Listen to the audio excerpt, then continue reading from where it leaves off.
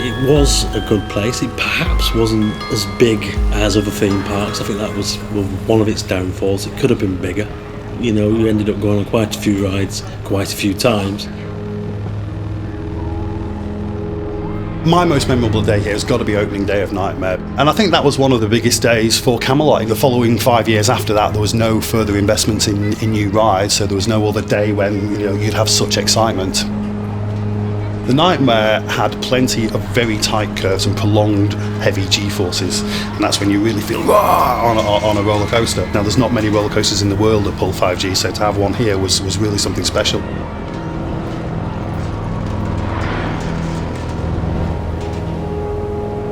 The day we came, the heat of the sun was causing the metal to expand and creak, a noise you wouldn't even notice whilst a theme park was open. It was quite eerie. The silence at times was quite deafening. You should be hearing screams of laughter and crowds of people having a fun day out and all the happiness, and of course now it's just occasional insect noise, and it's really, they are really creepy places, abandoned amusement parks.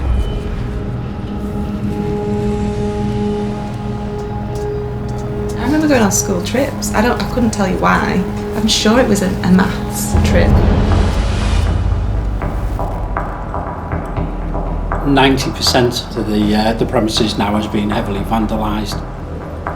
Particularly near the main entrance, there's been arson attempts and a lot of graffiti, smashed glass. It is in a sad state of affairs now.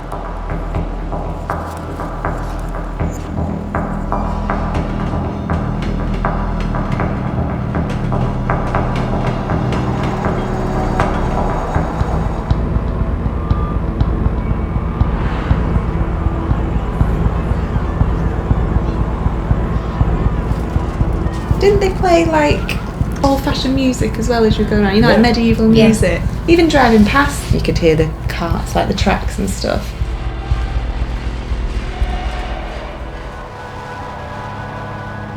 They went for the world record for the world's loudest scream, and so they had a series of competitors and they hooked them up to a decibelometer. But no, sadly they didn't manage to break the world record.